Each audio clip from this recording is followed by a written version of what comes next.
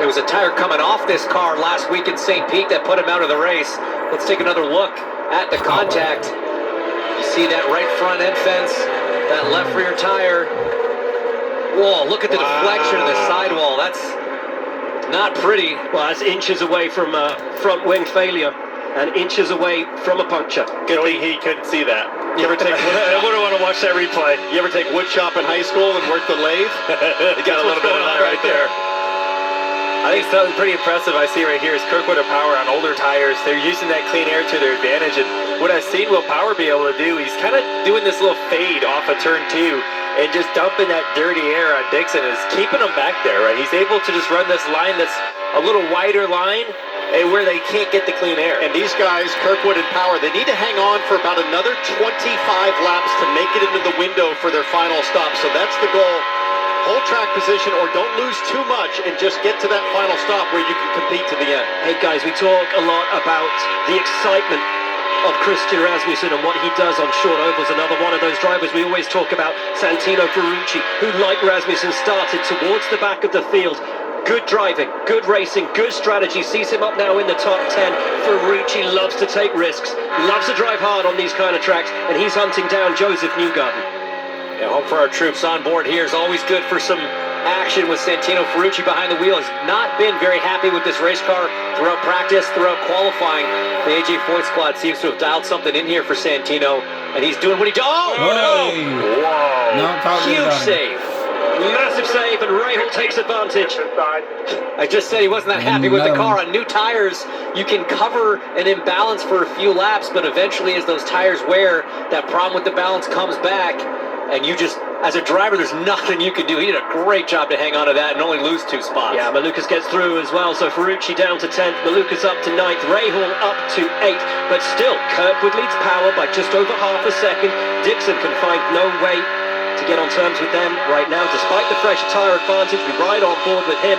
Then it's Rasmussen and Armstrong, O'Ward and Newgarden, Rahal, Malukas, Ferrucci. That's your top 10. 87 to go here in Phoenix. And this a replay from the outside.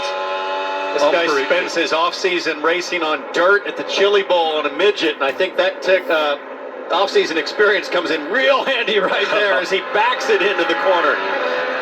And we should mention this because we haven't done yet. No rookies in the field last year finished in the top 10. Dennis Hauger did it on debut. The Indy Next champion, the Norwegian nightmare as we call him, with one of the greatest saves I think many of us have ever seen on an oval, spinning it around, keeping it out of the wall early in the race. He's now into pit lane.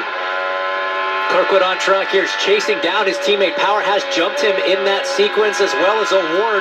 So right now it's Power, O'Ward, Kirkwood, Rasmussen, Newgarden of the drivers that have pitted. Fastest lap of the race right now, just turned by Will Power at 164 miles an hour.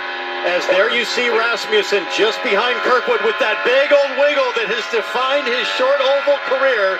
He is loose, but he's happy. It doesn't even look sketchy anymore the way he drives it.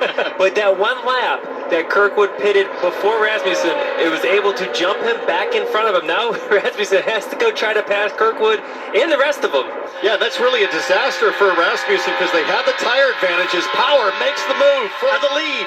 That is for the lead. Teammate on teammate. Will Power leads the race in just his second race for Andretti.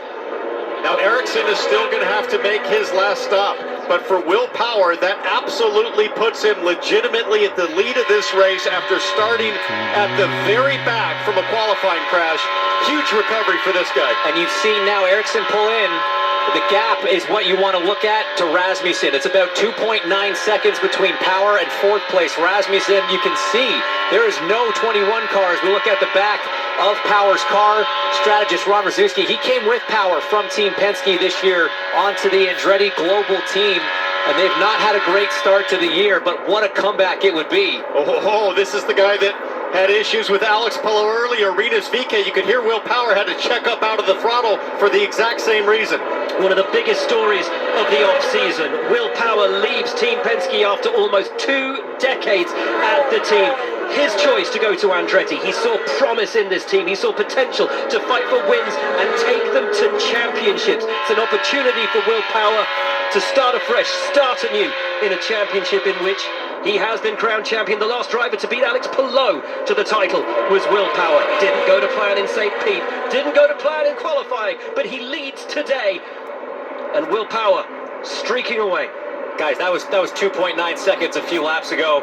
That traffic management is so key, and you just saw Mick Schumacher in front of the 26. He wasn't able to get around him quickly, and Rasmussen now only 9/10 of a second behind.